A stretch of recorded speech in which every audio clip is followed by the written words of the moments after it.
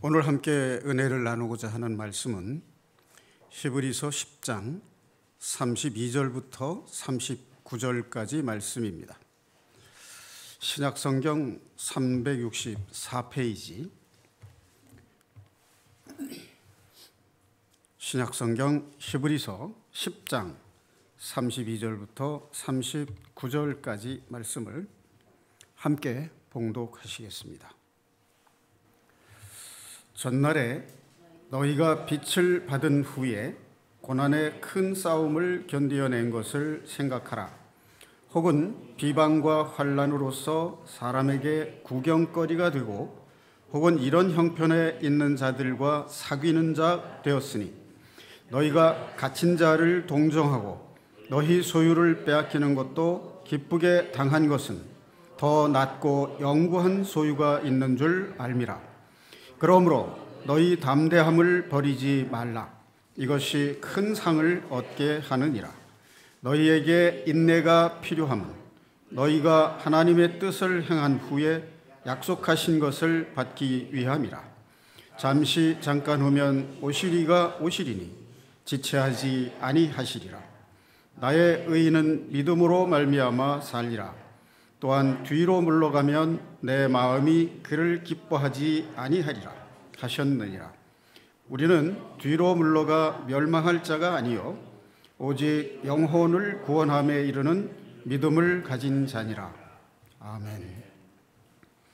네, 오늘 말씀의 제목을 혼의 구원을 이루라 하는 말씀으로 정했습니다. 성경에 보면 구원을 얻었다, 받았다 이렇게 과거 시제로 기록되어 있는 곳이 있고, 구원을 이루라, 구원을 받으리라 이렇게 미래 시제로 기록되어 있는 곳이 있습니다. 그런데 어떤 곳에 보면 이루어 가라 또 이렇게 현재 진행형으로 기록한 부분이 있습니다. 자, 이것은 시제가 왜 이렇게 과거 시제로 기록된 것도 있고 현재 진행형으로 기록된 것도 있고 또 미래 시제로 기록된 것도 있을까? 그것을 좀 더 한번 분별을 해보는 것이 필요할 것 같다는 생각이 듭니다. 방금 읽은 성경 말씀 중에도 36절 말씀에 보면 이런 말씀이 있습니다.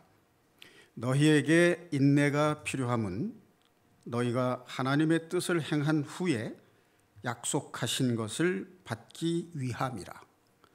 이것은 받기로 약속이 되어 있는데 아직 약속을 받지 않은 상태에 있음을 말하는 겁니다. 그런데 그 약속하신 것을 받기까지는 시간이 걸리는데 그때까지 기간에 우리에게 필요한 것이 인내라고 되어 있는 겁니다.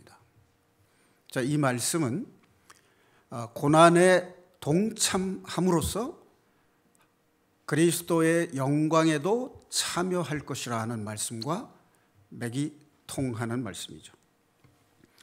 자, 그러면 오늘 말씀을 간단하게 좀 살펴보겠습니다. 먼저 26절, 오늘 읽지 않은 말씀입니다만 그 앞쪽에 있습니다. 같은 페이지입니다. 26절에 보면 우리가 진리를 아는 지식을 받은 후 짐짓 죄를 범한 즉 다시 속죄하는 제사가 없고, 이런 말씀이 있습니다. 제가 젊었을 때 이 부분을 읽고 상당히 두렵고 떨리는 마음을 주체할 수가 없었던 경험이 있습니다. 자, 그런데 여기에 그 진리를 아는 지식을 받은 후라는 말은 죄를 깨닫고 회개함으로 죄 사함을 통한 구원을 얻은 사실을 말합니다. 자, 그런데 그 이하가 여러 사람들, 많은 사람들에게 의문을 줄지도 모릅니다. 짐짓 죄를 범한 즉, 여기 짐짓이라는 말은 우리 고유한 순수한 우리 말입니다. 일부러 그런 뜻입니다. 일부러 죄를 범한 즉 다시 속죄하는 제사가 없다. 자, 여기서 죄를 우리가 도덕적 과실 또는 인간적 연약함으로 짓는 죄라고 생각하면 이것이 엄청난 혼란을 가져다 줄 수 있다는 말씀입니다.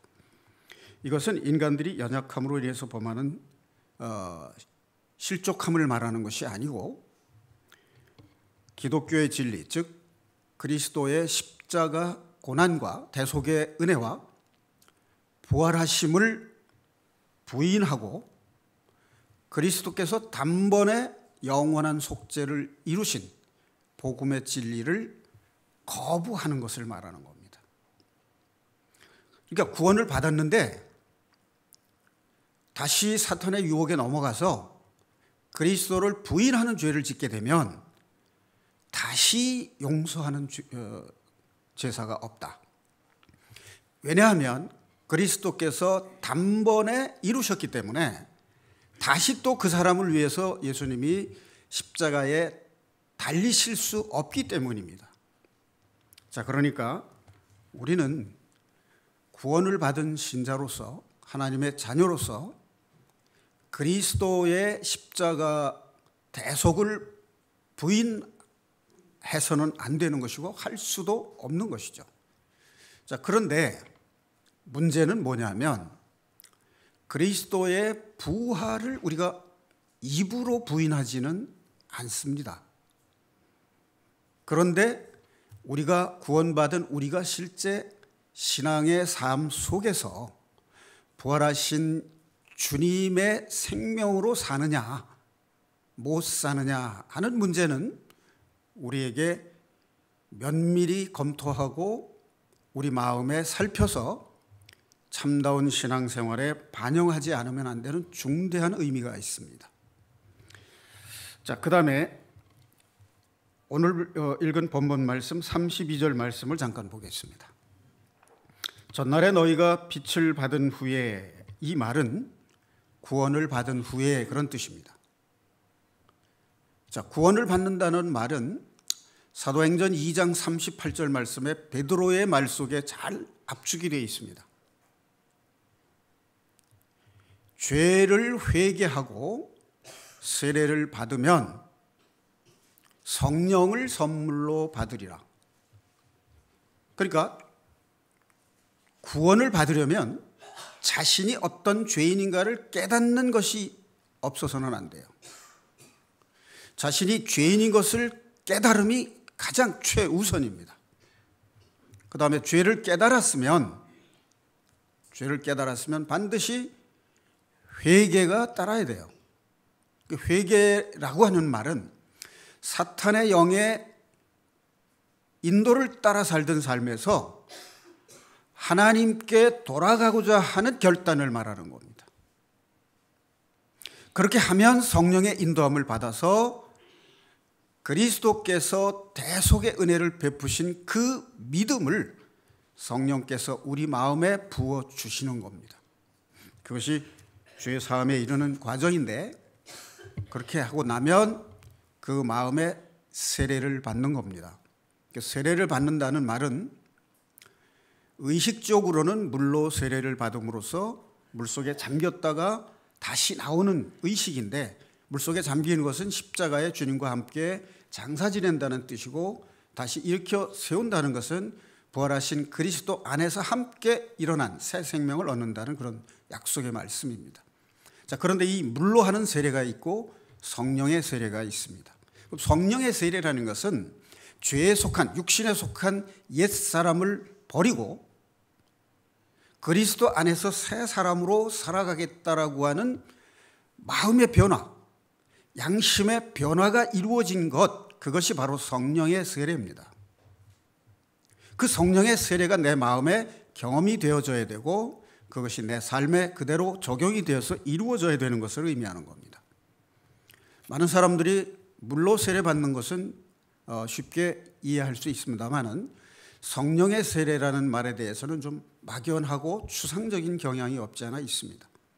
다시 한번 말씀드리면 죄에 속한 옛사람을 벗어버리고 하나님을 따라 그리스도 안에서 새 생명으로 살아가겠다라고 하는 마음의 믿음과 성령의 인도함을 받는 것이 성령의 세례를 받는 것입니다. 자, 우리가 구원을 받은 후에 그 후에 어떤 일이 있었냐? 32절 말씀입니다. 고난의 큰 싸움을 견뎌낸 것을 생각하라. 구원을 받으면 하나님이 반드시 자녀는 징계를 하십니다. 그래서 고난과 연단이 따르게 돼요.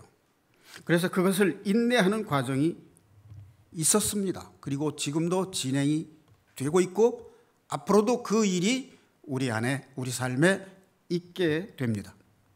자, 그다음 33절, 혹은 비방과 환난으로서 사람에게 구경거리가 되고.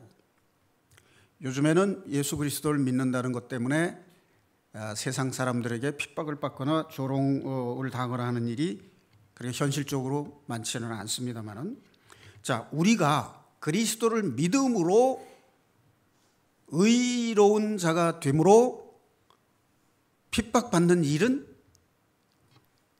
음으로 양으로 있을 수 있습니다. 물론 믿지 않는 사람들에게 놀림을 당하는 경우도 있습니다만은, 믿는 사람 간에도 참다운 믿음을 가지고 살고자 하는 사람은 그렇지 않은 사람들에게 핍박을 당할 수도 있습니다. 그런데 그것은 왜 그러냐 하면, 그리스도를 믿는 삶은 의로운 삶이기 때문에 사탄의 영이 하나님과 관계를 떼어놓기 위해서 핍박이 오는 겁니다.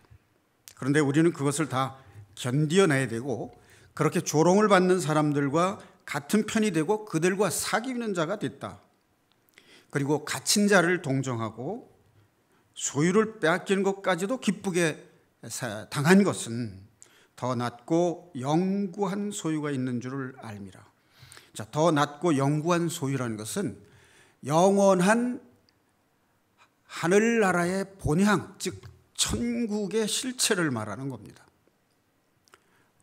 우리가 영과 혼과 몸의 완전한 구원이 완성되는 그날, 주님께서 재림하시는 그날에 우리가 받을 영생과 천국에 들어감, 그리고 35절에 큰 상을 얻는다는 이 말은 우리가 어떤 말을 연상해 볼 수 있느냐면, 모세가 애굽의 바로왕의 왕자로 키움을 받았지만 바로의 금은 보화를 부러워하지 않고 자기의 동족인 유대인과 함께 고난당하는 것을 기뻐한 것은 주께서 상 주시는 이심을 바라봄이라. 히브리서 11장에 나오는 말씀이죠. 자, 그 다음에 또 하나 우리가 연상할 수 있는 것은 문화 비유와 달란트 비유인데요. 문화 비유는 모든 사람에게 똑같이 주는 은혜, 즉 구원의 은혜를 말합니다. 그래서 10문화를 가지고 10사람에게 한 문화씩을 주어요. 그 받은 문화가 구원받은 은혜입니다. 구원받은 사람이 어떻게 신앙 인격이 성화를 이루어가면서 하나님의 복음을 전파하는 사명을 감당하느냐에 따라서 그 구원받은 은혜인 문화 비유에 합당한 삶을 사느냐 그렇지 않느냐 하는 것이 기록이 되어 있습니다. 자, 그런데 달란트 비유는 5달란트 받은 자, 2달란트 받은 자, 1달란트 받은 자 이렇게 구별이 되어 있어요.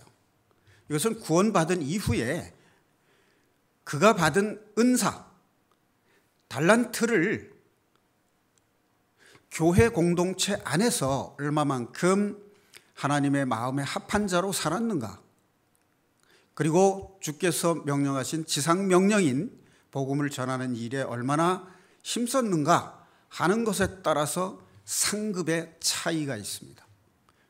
성경에 보면 10고울을 차지하라, 5고울을 차지하라 이런 말씀이 있습니다. 어떤 학자들은 구원을 받고 천국에 가면 차별이 없다 이렇게 얘기를 하는데, 인격적으로 하나님이 우리를 대우하는 것은 차이가 없습니다. 그러나 상급에는 차이가 있습니다. 10고울을 차지하라, 5고울을 차지하라. 왕노릇하는 것이 다 똑같지 않습니다. 우리가 이 세상에서도 보면 미국의 대통령, 또 거대한 인구를 다스리는 중국의 그 통치자, 또 아주 조그만 나라, 뭐 싱가포르 같은 나라도 있고, 또 아직 그렇게 국력이 강하지 않고 미약한 작은 나라의 통치자도 있습니다. 차별이 있듯이 천국에서도 10고을을 차지하는 왕노릇하는 성도가 있는가 하면 5고을을 차지하는 왕노릇하는 성도가 있고, 그렇지 못한 성도가 있다는 것을 성경은 기록을 하고 있습니다. 자, 그 다음에 인내가 필요하다. 36절, 하나님의 뜻을 행한 후에 약속하신 것을 받기 위함이라. 우리가 이 세상에 살 때 고난이 오는 것은 바로 인내가 필요한 것이고, 그 연단을 통해서 하나님이 약속하신 더 나은 천국의 은혜, 영생의 삶을 약속하셨기 때문입니다. 자, 우리가 이러한 삶을 살다가 혹시 흔들리거나 마음이 약해질 때를 대비해서 이런 소망의 말씀을 주셨습니다. 잠깐 후면 오시리가 오시리니 지체하지 아니하시리라. 그러니까 우리가 육신의 목숨이 살아있는 동안에 인내의 삶을 이루고 약속을 바라는 그 삶을 살아야만 주님께서 다시 오실 때 우리가 그 약속하신 것을 받을 수 있다는 말씀입니다. 경계의 말씀입니다. 38절, 나의 의인은 믿음으로 말미암아 살리라. 또한 뒤로 물러가면 내 마음이 그를 기뻐하지 아니하리라. 자, 여기서 나는, 내 마음이 할 때 내는 예수 그리스도를 말하는 것입니다. 이것은 구약성경 하박국 2장 4절의 말씀을 인용한 것인데, 여러분 잘 아시는 로마서 1장 17절에도 이 말씀을 인용을 했습니다. 유명한 그 그리스도인의 선배들, 성 어거스틴이나 말틴 루터 같은 위대한 종교개혁 지도자도 이 말씀에서 구원을 받았다고 간증을 하고 있습니다. 자, 여기서 의인은 구원받은 사람을 말합니다. 구원받은 사람도 믿음으로 말미암아 살리라. 믿음으로 산다는 뜻입니다. 자, 우리가 믿음으로 산다는 말을 많이 여러 번 쓰고 자주 씁니다만은 이 말 속에 무슨 뜻이 담겨 있을까요? 믿음으로 산다, 하나님을 믿는다, 그리스도를 믿는다 할 때 그 믿음이라는 그 말 속에 어떤 의미가 내포되어 있는가 하는 거죠. 우리는 그 믿음이라는 말을 쓸 때 반드시 거기에 포함되어 있는 말씀의 뜻을 상기하고 썼으면 좋겠어요.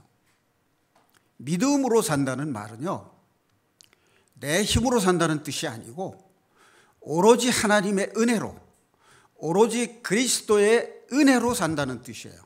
그러니까 구원받은 이후에도 내가 죄를 이기고 내가 의롭게 새로운 생명으로 살려고 하면 내 의지와 내 노력과 내 능력으로는 되지 않는다는 것을 고백하는 것이 믿음으로 사는 겁니다. 갈라디아서 2장 20절에 나오는 말씀처럼 이제는 내가 사는 것이 아니요 내 안에 계신 그리스도께서 사시는 것이라. 이 말씀의 뜻은 나의 주장, 나의 의, 내 뜻으로 사는 게 아니라 인간적인 자기의와 자아의 주장과 자기의 업적과 모든 것을 내려놓고 오직 그리스도의 능력에 의존함으로써 그분의 힘에 의해서 죄를 이기고 세상을 이기고 그리스도와 함께 연합된 삶을 살 수 있다는 것을 고백하는 게 믿음이라는 말의 뜻입니다. 자, 믿음이라는 말을 쓸 때 나는 없어야 돼요. 그 안에 주님으로 충만해야 됩니다. 그것이 믿음이라는 말의 참다운 뜻입니다. 자, 그런데 38절에 내 마음이 할 때 그 마음이 킹 제임스 성경에 보면 혼이라고 되어 있습니다. 혼. 자, 사랑하는 성도 여러분, 여러분들은 혼이 그러면 어떻게 생각을 하십니까?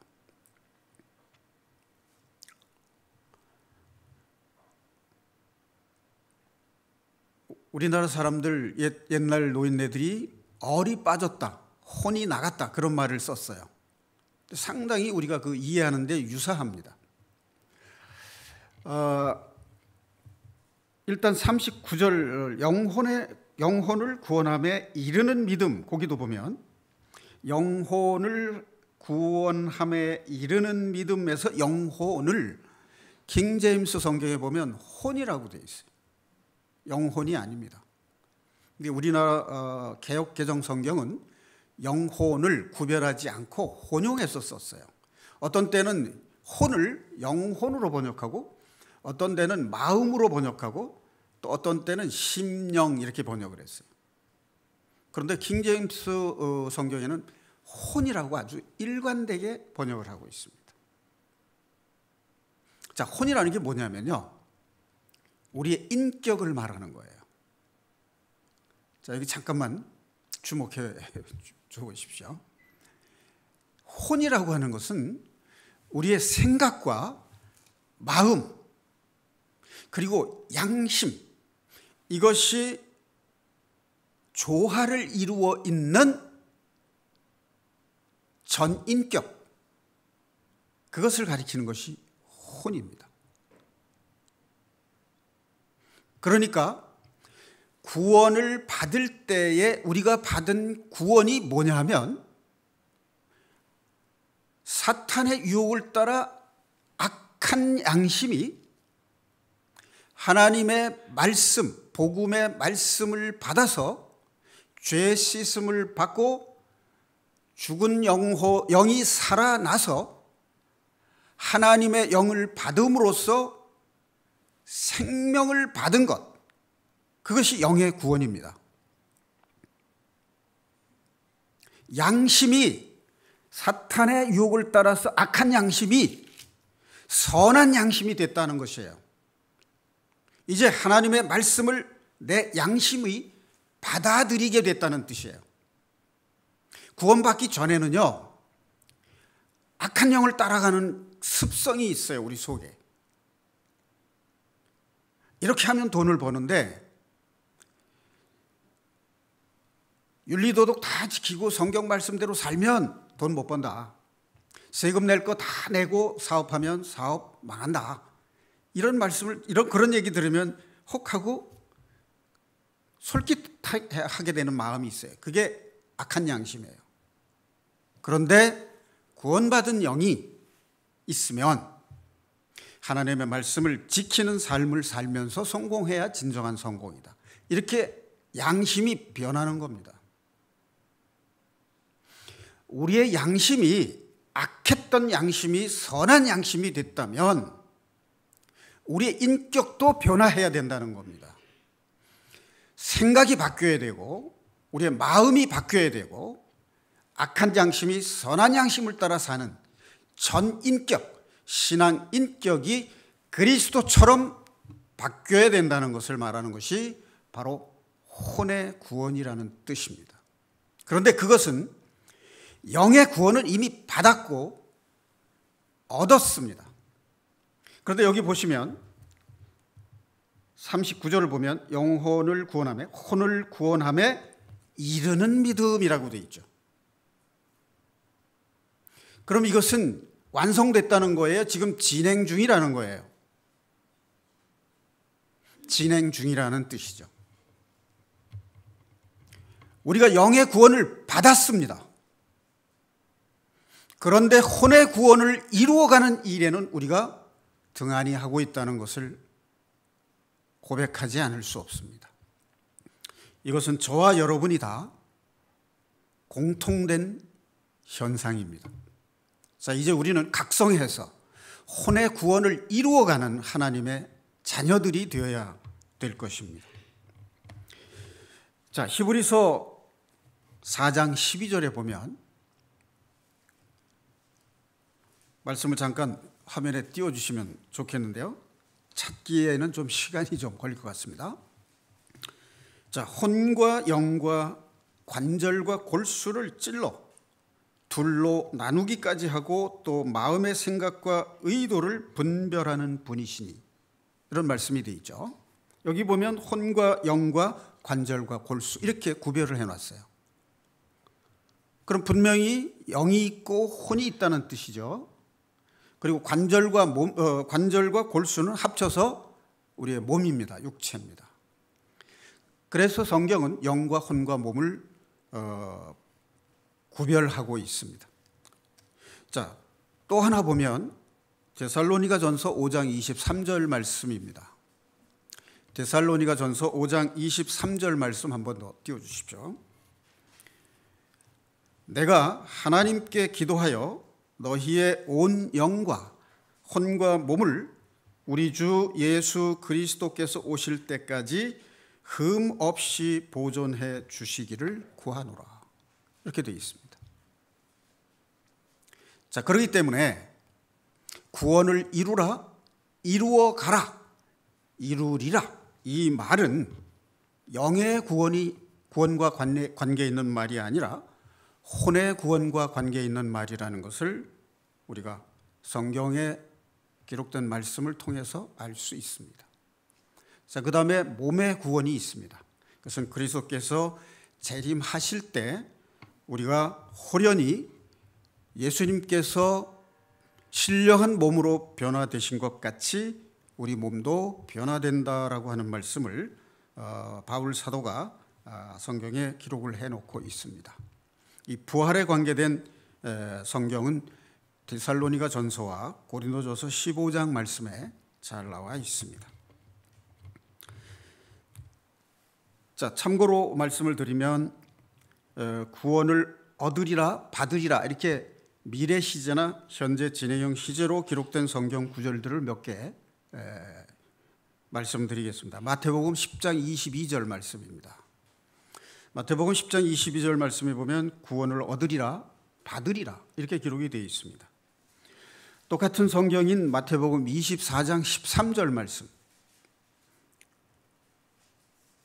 거기에도 똑같은 말씀이 기록이 되어 있습니다. 구원을 얻으리라, 구원을 받으리라 이렇게 되어 있습니다. 그 다음에 고린도전서 5장 5절 말씀을 하나 더 보면 그런 자를 사탄에 넘겨주어 육신은 멸하고 영은 주 예수의 날에 구원을 받게 하려 함이라. 자, 여기서 영의 구원이 이루어지지 않았다는 것이 아니라 영과 혼과 몸의 구원을 완성하게 되는 그 약속, 그것을 받게 하려 함이라 하는 말씀입니다. 자, 만약 그런 자, 음행을 범한 자를 육신을 멸하지 않게 되면 마지막 날에 그 영조차도 구원을 받지 못하게 될까 봐 육신을 멸하고 영을 구원하기 위해서 그를 아껴서 그렇게 한다, 그런 의미입니다. 자, 그 다음에 빌립보서 2장 12절 말씀입니다. 빌립보서 2장 12절 말씀에 보면 두렵고 떨림으로 너의 구원을 이루라 이렇게 기록되어 있습니다. 자, 그 다음에 골로새서 4장 17절 말씀 하나 더 보면 아키뽀에게 이르기를 주 안에서 받은 직분을 삼가 이루라 이렇게 되어 있습니다. 교회 안에서 우리가 받은 직분을 이루어가는 것, 내가 맡은 직분을 성실하게 수행해 가는 것, 그것도 혼의 구원을 이루는 겁니다. 하나님의 교회, 그리스도의 몸인 교회 안에서 내가 맡은 직분을 대충 할 수는 없지 않습니까? 무책임하게 할 수는 없지 않습니까? 그 직분을 두렵고 떨림으로 삼가 이루어가라 라고 하는 것은 진행형입니다. 어느 시점에 끝나는 게 아니라 주님께서 오시는 날까지는 지속적으로 이루어져 가는 거다, 그런 얘기입니다. 작년까지는 열심히 했는데 올해는 대충 한다, 그런 것이 있을 수 없다는 얘기죠. 자, 그다음에 에베소서 4장, 디모데전서 2장 15절. 디모데전서 2장 15절. 구원을 얻으리라 받으리라. 역시 미래 시제로 되어 있는데요. 그 앞에 연결된 성경 구절과 합쳐서 그 내용을 보면 혼의 구원을 이루어 가라는 뜻임을 확실히 알 수 있습니다. 자, 그다음에 에베소 4장 12절에도 그 말씀이 있는데 여기는 교회와 관련이 되어 있습니다. 사도와 선지자 그리고 복음 전도자와 목사 교사로 부름을 받은 사람은 성도를 온전하게 하고 봉사일을 하기 위해서 그리스도의 몸된 교회를 세우기 위해서 그들을 불렀다. 직분을 주고 직분을 삼고 세웠다라고 하는 말씀이 있습니다. 우리는 구원받은 성도로서 교회 공동체 일원으로서 자기가 맡은 직분을 성실히 수행해 가는 그 일이 바로 우리가 영의 구원을 받은 우리가 하나님께로부터 보여받은 혼, 인격의 구원을 이루어가는 과정이라고 하는 것을 말씀하고 있는 것입니다. 자, 히브리서 9장 28절 말씀을 한번 찾아보겠습니다. 히브리서 9장 28절 그 앞쪽으로 한 장만 넘기면 10장 바로 위에 있습니다. 이와 같이 그리스도도 많은 사람의 죄를 담당하시려고 단번에 들이신 바 되셨고 구원에 이르게 하기 위하여, 여기도 과거 시제가 아니고 미래 시제로 되어 있습니다. 죄와 상관없이 자기를 바라는 자들에게 두 번째 나타나시리라. 자, 이 죄와 상관없이라는 말은 구원받은 성도들에게 그런 뜻이에요. 구원받은 성도들은 죄와 상관없다, 그런 뜻은 아닙니다. 구원받은 성도들의 죄의 문제는 자신이 자백함으로써 중보자이시고 대속자이신 그리스도께서 우리를 의로 옷 입혀 주심을 의미하는 겁니다. 그렇기 때문에 영의 구원을 받은 우리가 중보자이시고 대언자이신 주님께서 그분의 의로 우리를 옷 입혀 주셨기 때문에 우리가 세상을 사는 동안에 이루어가는 구원에 이르게 하는 혼의 구원을 완성해 가기 위해서 두 번째 나타나시리라. 주님께서 재림하실 것이다 라는 것을 말씀하는 겁니다. 자, 여기도 보면 미래 시제로 되어 있는데 이것이 의미하는 것이 혼의 구원을 의미하는 것입니다.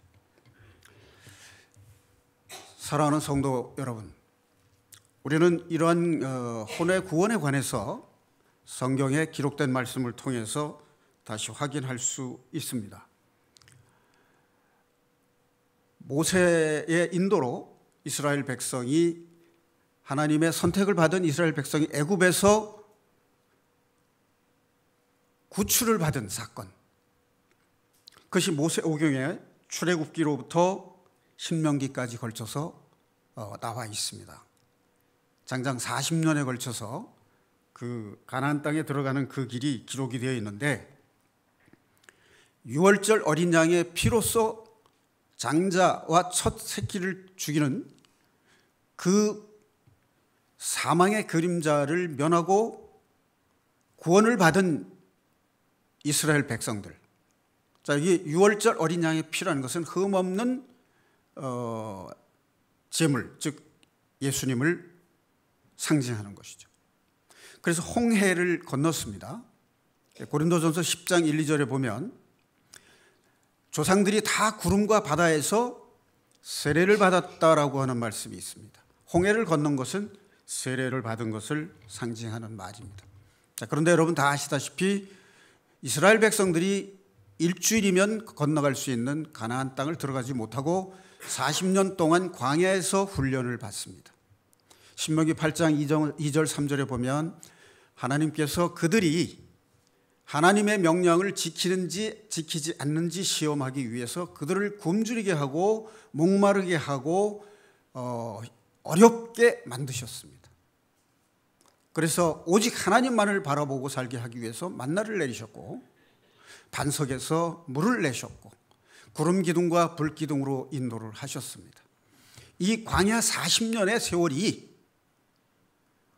바로 구원받은 그리스도인들이 교회 생활을 하는 이 기간, 구원받고 우리가 교회에 나와서 신앙생활을 하는 죽기까지 한 세대 동안 신앙생활하는 그 신앙생활이 바로 광야 생활이고 그 기간이 하나님의 고난을 통해서 연단하시는 과정입니다.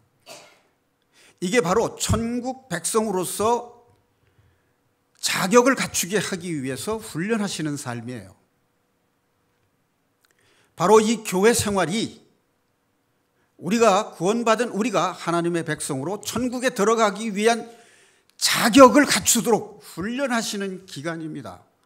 이 기간이 바로 혼의 구원을 이루는 기간임을 성경은 곳곳에서 증거하고 있습니다. 자, 그렇다면 혼의 구원이라는 말이 무엇이냐? 좀 더 구체적으로 말하면 무엇이 될까 하는 거죠. 단적으로 말하면 우리가 죄인임을 깨닫고 회개해서 죄 사함을 얻고 구원받은 것에 대해서는 우리가 너무나 잘 알고 있고 너무나 강조하고 있습니다. 그리고 그 은혜로 살고 있습니다. 자, 그런데 구원받은 이후의 삶에 대해서 우리가 그렇게 진지하고 생생하고 깊이 있게 고심하지 않고 살았다 해도 과언이 아닙니다.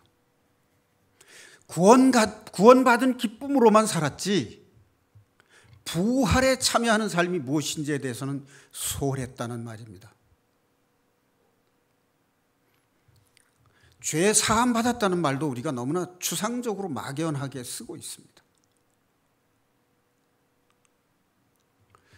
다시 말하면 혼의 구원을 이루어간다는 얘기는 구원받은 삶, 죄 사함 받은 삶에서 부활의 삶을 체험하는 삶을 가리켜서 혼의 구원을 이루는 삶이라고 말하는 것입니다. 사랑하는 성도 여러분, 우리가 부활의 삶에 동참하려면 어떻게 해야 될까요? 죽지 않고서는 부활할 수 없습니다.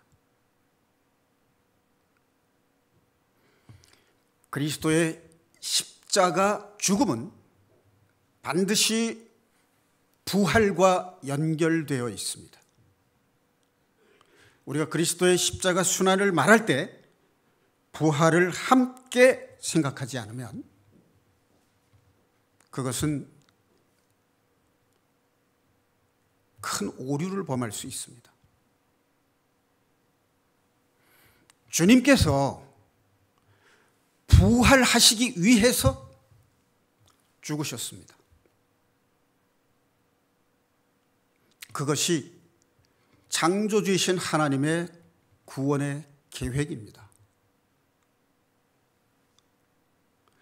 죽음이라는 것은 우리의 영과 혼이 살아계신 하나님을 만나러 가는 통과 의례, 그 죽음이라는 터널을 지나서 살아계신 하나님을 만나고 영생을 누리게 하는 그 길이 바로 십자가를 통한 부활임을 성경은 생생하게 증언하고 있습니다. 그래서 주님께서는 내가 길이요 진리요 생명이니 나로 말미암지 않고는 아버지에게로 올 자가 아무도 없느니라고 말씀하셨습니다. 또한 주님께서는 너희가 나를 따르려거든 자기를 부인하고 자기 십자가를 지고 나를 따를 것이니라라고 말씀하셨습니다. 자기 십자가를 진다는 것이 무엇입니까? 우리는 십자가를 마음에 들지 않고 미운 사람을 나의 십자가라고 생각하는 경향이 있습니다. 저 사람이 나의 십자가. 부부간에 서로 마음이 맞지 않으면 남편은 아내를 자기 십자가라고 생각하고 또 남편은 아내를 자기 십자가라고 생각합니다. 그런 뜻이 아닙니다. 주님이 지신 십자가가 무엇입니까? 내가 주님의 십자가에 연합되어 함께 죽었다는 것이 무슨 뜻입니까? 주님의 십자가는 죄인을 위해서 자신을 희생하신 것이 주님의 십자가입니다.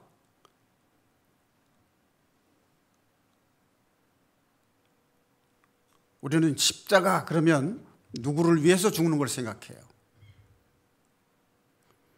십자가는 자기가 죽는 것이 십자가입니다.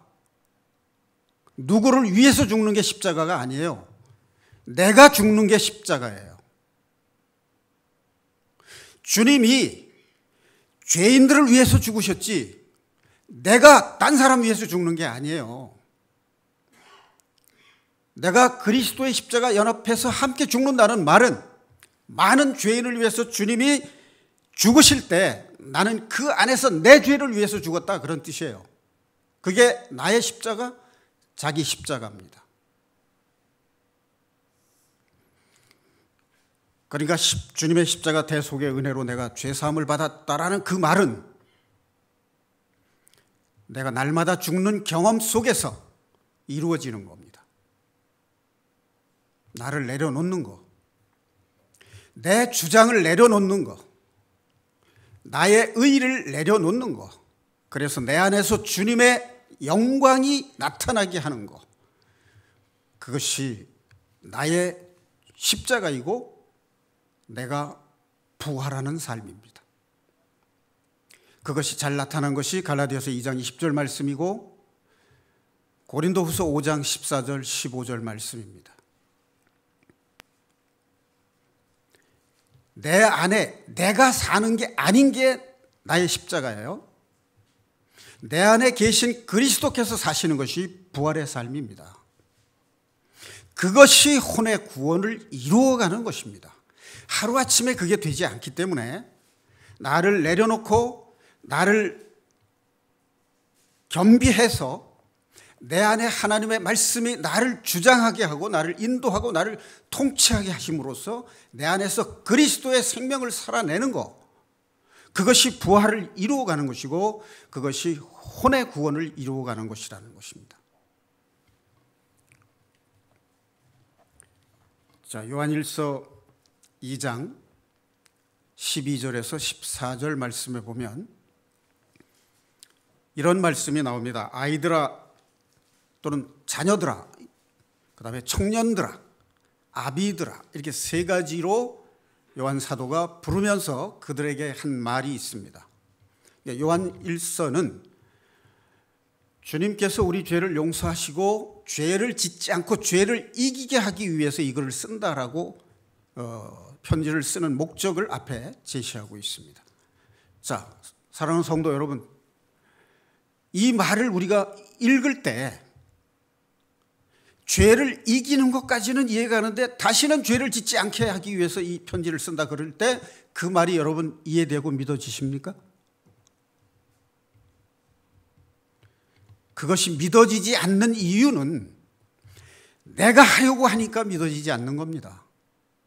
내가 죄를 안 지을 수 있다, 그게 믿어질 수 없잖아요. 내 안에 계신 주님께서 나를 통치하심으로 주님이 죄를 이기시고 주님이 죄를 짓지 않기 때문에 그 안에서 내가 죄를 이기고 내가 죄에 물들지 않게 되는, 그것은 나의 능력이 아니라 오로지 주님의 능력이기 때문에 그것은 100번, 1000번, 만번 옳은 말씀입니다. 그것이 믿어지지 않고 의심된다는 말은 아직도 나를 내려놓지 않았고 내 안에 주님께서 나를 지배하게 하는 삶을 살지 못했다는 뜻입니다. 이렇게 말씀을 드리면 그러면 너는 됐느냐? 이렇게 반문하실 수도 있습니다. 그렇기 때문에 제가 완성했다는 것이 아니라 이루어가라라고 한 성경의 말씀을 따라가고 있다는 것을 말씀드리는 겁니다. 그렇기 때문에 형제 자매 여러분들과 제가 함께 그리스도의 날까지 우리의 전 인격을 혼의 구원을 이루어가는 삶을 함께 살아가자는 당부의 말씀을 드리는 겁니다. 저는 됐는데 여러분은 안 됐다, 그러니까 내가 여러분들을 가르치겠다, 그런 뜻이 아닙니다. 나도 시작하고 있고 이루어가는 중인데 형제자매 여러분들도 함께 이루어가자, 그런 권면의 말씀이라고 생각하시면 좋겠습니다. 자, 혼의 구원은 관계의 개선입니다. 하나님과 나와의 관계에서 하나님은 창조주이시고 나는 피조물임을 인정하는 것이 혼의 구원을 이루어가는 것입니다. 내가 피조물이라고 하는 신분을 망각할 때 어떤 현상이 이루어지냐면 내가 하나님의 자리에 대신 앉게 되는 것을 말하는 겁니다. 하나님이 하셔야 될 것을 내가 하고자 하는 거예요. 그럴 때 자기 자신도 모르게 하나님 자리를 앉게 되는 겁니다. 그것이 뭐냐면 자기의 위치와 자기의 신분을 떠나는 겁니다. 목사가 목사의 위치를 떠나면 죄 짓는 거예요. 아버지가 아버지의 위치와 아버지의 역할을 떠나면 그것이 죄입니다. 인간이 피조물의 위치를 떠나서 하나님 자리에 앉으면 그것이 용서받을 수 없는, 지옥 심판을 면할 수 없는 범죄라는 말입니다. 그러니까 혼의 구원을 이루어간다는 그 말은 창조주이신 하나님께 나의 왕의 자리를 내어드리는 것, 그러므로 내가 그의 피조물로서 그의 통치를 받는 그의 백성이 된다는 마음의 고백이 끝없이 이루어지는 것이 바로 혼의 구원이고 하나님과의 관계 개선을 이루어가는 것입니다. 그래서 바울 사도는 나는 날마다 죽노라 하는 말씀을 했는데, 그 말은 하나님과의 관계가 창조주와 피조물의 관계로 다시 자리매김하고 내가 피조물, 연약한 피조물의 위치에 있음을 고백하는 것입니다. 그리고 그리스도의 십자가와 함께 죽고 내 안에 그리스도께서 내 생명을 살아가신다라고 하는 그 고백이 바로 날마다 죽노라 하는 고백이 됩니다.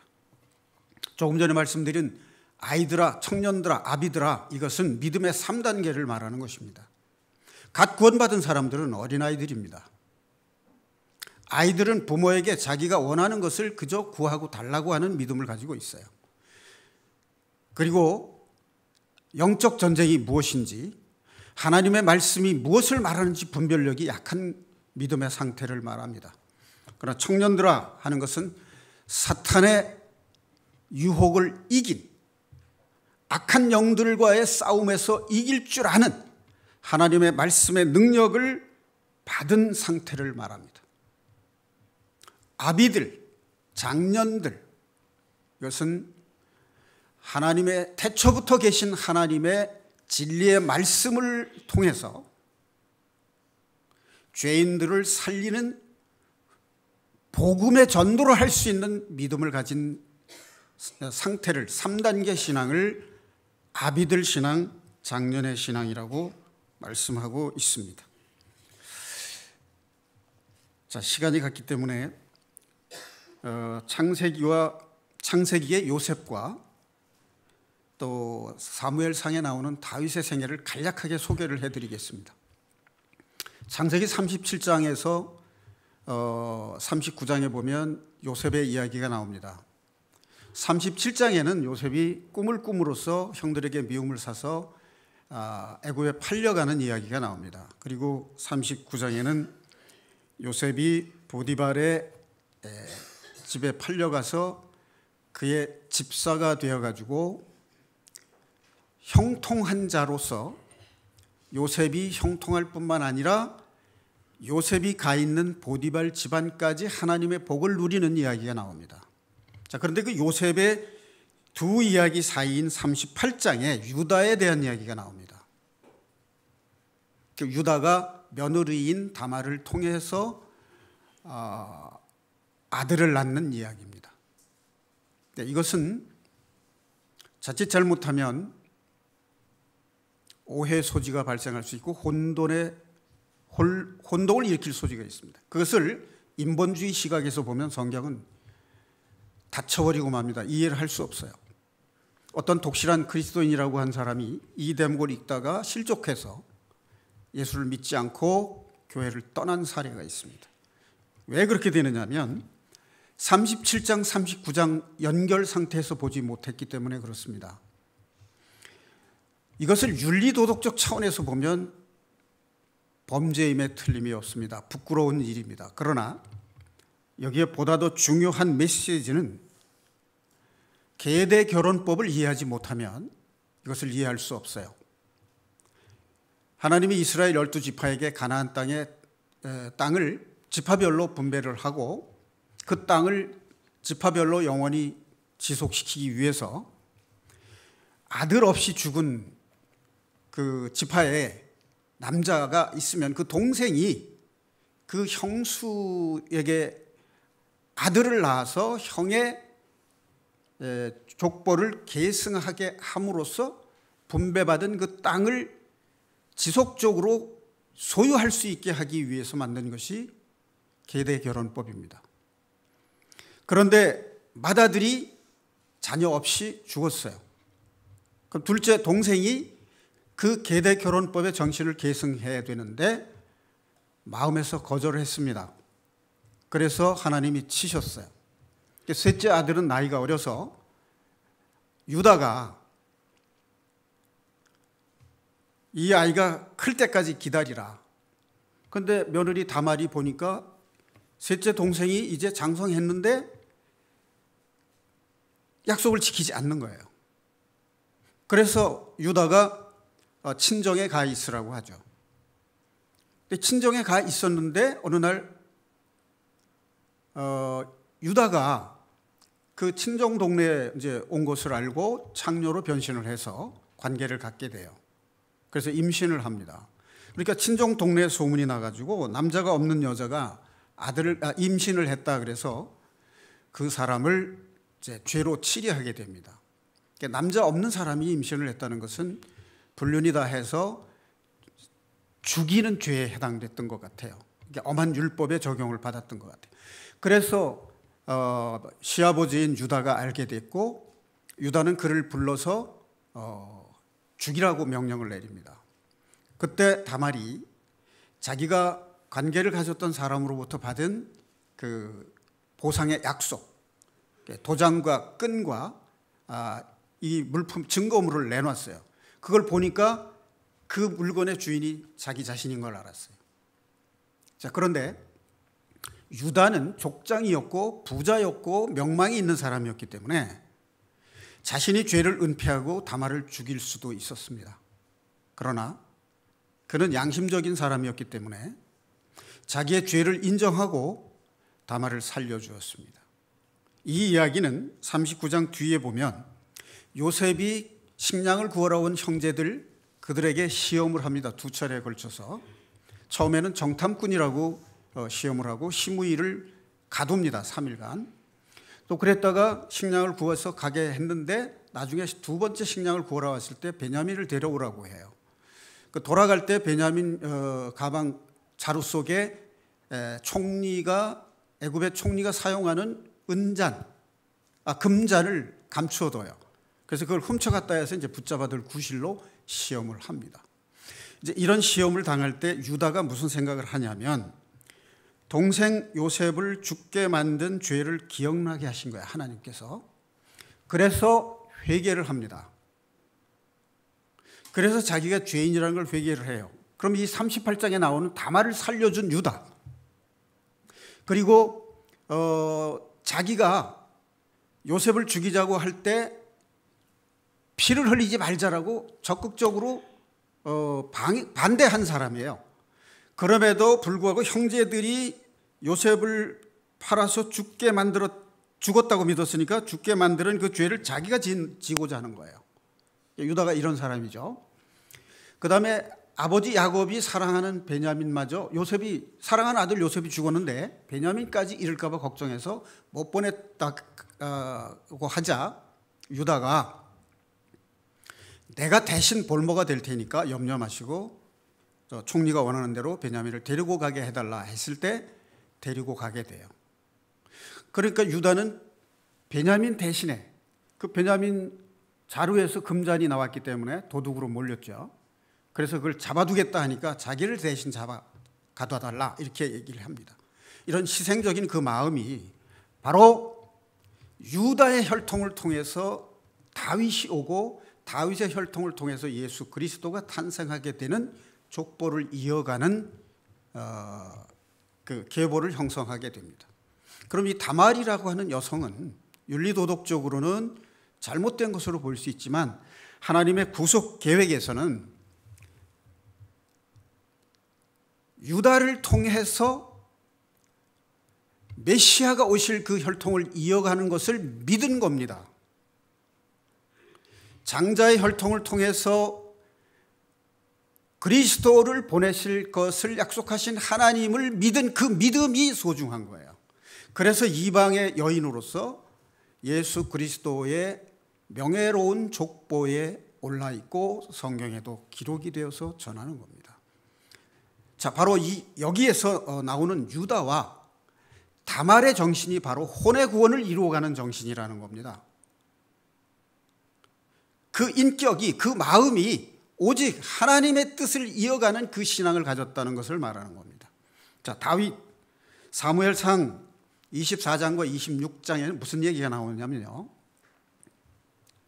24장에서는 자기를 죽이기 위해서 쫓아오는 사울왕을 동굴에서 용변을 보던 사울왕의 옷자락을 베어내요. 그리고 살려줍니다. 그래서 하나님께서 기름 부으신 자를 내가 죽일 수 없다, 그래서 살려주는 얘기고, 26장의 두 번째 깊이 잠든 그 진영으로 들어가서 사울이 쓰는 물병과 그의 창을 가지고 나와요. 그래서 두 번째 살려주는 이야기가 나옵니다. 그런데 25장 그 사이에 사파로 끼어들어가 있는 25장에는 무슨 얘기가 나오냐면 나발이라는 사람이 나와요. 그 나발이 목축을 하는데 그 집 하인들, 목동들이 양떼를 보호하고 기르는 것을 보호해 줍니다. 그래서 나발은 재산상의 손실을 겪지 않고 보호를 받아서 살림이 번창을 해요. 그런데 다윗이 그 소년들을 보내서 식량을 구했을 때 거절을 하고 모욕을 합니다. 그래서 다윗이 데리고 있던 600명의 병사들 중에 400명을 칼을 차라 하고 데리고 가서 그를 나발의 집안의 모든 하인들의 남자들까지 다 죽이라고 명령을 내려요. 그때 나발의 아내인 아비가일이 음식을 해가지고 다윗 왕 앞에 엎드려 꿇어서 용서를 구합니다. 그 요지는 그거예요. 하나님께서 당신을 이스라엘의 지도자로 세웠는데 당신이 죽일 가치조차 없는 그러한 인생을 죽였다는 그 오명과 부끄러움을 가질까 봐 내가 걱정이 된다. 하나님께서 당신을 보호해 주시기를 바라는 마음에서 내가 이 용서를 구하는 것이다 라고 얘기를 해요.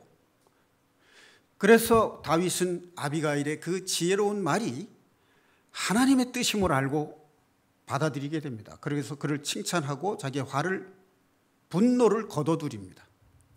결국 나중에 나발이 죽게 되고 이 아비가일을 세 번째 아내로 맞아들이게 되는 그 내용이 기록이 되어 있어요. 자, 사랑하는 성도 여러분, 자기를 죽이려고 군사 3천을 거느리고 끝없이 쫓아다녔던 사울을 2번씩이나 살려준 다윗이, 이거 얼마나 위대한 일이에요. 우리 같으면 그렇게 할 수 있겠습니까? 그런데 사소하게 나발이라고 하는 사람을 죽이는 우를 범할 뻔했어요. 그런데 한 지혜로운 여인을 통해서 무고한 살인을 면했다는 얘기입니다. 이것이 바로 뭐냐면 하나님의 마음에 합했던 다윗이 저질 뻔했던 또 하나의 실수로부터 구원을 받는, 분노를 내려놓고 혼의 구원을 이루어가는 사건을 기록한 것이라는 것입니다. 자, 시간이 많이 지났기 때문에 한 가지만 예를 들겠습니다. 하나님은 하나님과의 관계에서 창조주와 피조물의 관계임을 끝없이 고백하는 삶을 살라는 것이고, 또 하나는 형제와 이웃과의 관계를 개선하라는 겁니다. 자, 그런데 결혼해서 사는 부부간에 이런 이야기를 우리가 많이 봅니다. 드라마를 통해서도 보고 우리가 현실적으로 그런 것을 경험하기도 합니다. 아내들이 뭐라고 하느냐면 남편에게 당신 나 사랑해? 라고 묻는 그 물음 있죠. 그건 우리가 남편의 입장에서는 당황스러운 얘기이기도 합니다. 그리고 또 아내들의 입장에서는 당연한 것으로 생각을 합니다. 자, 그런데 말씀입니다. 당신 나를 사랑해요? 끝없이 확인한다는 말이 뭡니까? 그것은 삶의 보람이라고 생각하죠. 자, 그런데 당신이 나를 사랑하느냐라고 끝없이 묻고 확인할 때 그 심정, 행복한가요? 그 속에는 의심이 담겨 있다는 겁니다. 자, 남편의 머리이신 그리스도를 향해서 하나님, 예수님, 저를 사랑하시나요? 그런 질문을 반복하면서 확인하려고 한다면 그것은 의심입니다. 실제로 남편이 나를 사랑하느냐고 확인하는 데서 행복한 것이 아니라 내가 내 남편을 자랑스럽게 여기고 내 남편을 사랑한다는 고백을 할 때 2배, 4배 행복함을 경험하실 겁니다. 하나님이 나를 사랑하시는 그 사실은 변함이 없습니다. 하나님은 신실하신 분이고 시건치 아니하시는 분이에요. 그럼 남편이 그런 사람이냐? 물론 그렇지 않습니다. 그러나 하나님께서 맺어주신 짝입니다. 자, 그래서 남편에게 나를 사랑하느냐고 확인하는 것보다는 내가 남편을 사랑한다는 마음을 보여주는 것이 훨씬 더 행복하다는 것을 말씀드리는 겁니다. 그것이 바로 혼의 구원을 이루어가는 성도의 자세라는 것을 말씀드리고자 하는 겁니다.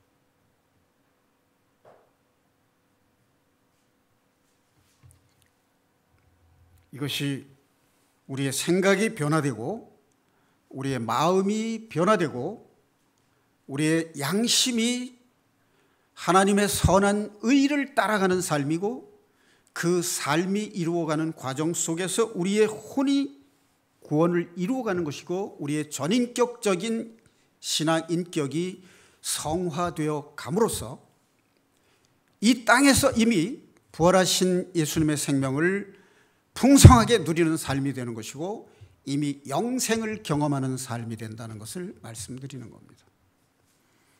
이것을 경험하지 않고서는 주님이 재림하시는 그날에 우리가 기쁨으로 주님을 맞이하기에 어렵고 부끄러운 맞이함을 당하게 될 수 있다는 것을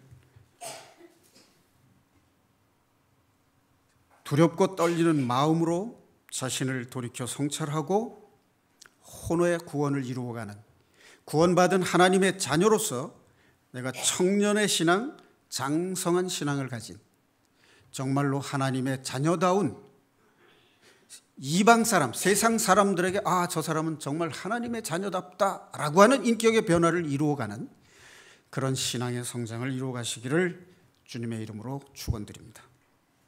기도하시겠습니다.